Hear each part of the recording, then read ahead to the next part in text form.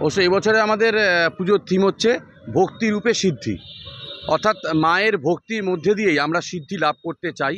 সেই জন্যই আমাদের এই থিমের নাম দেওয়া হয়েছে ভক্তিরূপে সিদ্ধি, যেখানে আমরা আমাদের দুর্গা মায়ের যেসব উপকরণগুলো লাগে সেই সমস্ত জিনিসগুলো দিয়েই আমাদের এবছরে মাতৃ প্রতিমা এবং মাতৃমণ্ডপ স্থাপিত হচ্ছে। প্রতি বছরে বাবার সাথে একটা চমক দিয়ে থাকে। অবশ্যই এই বছর কি এমন চমক দিতে চলেছেন? কত মানুষের ভিড় আশা করছেন এই বছর?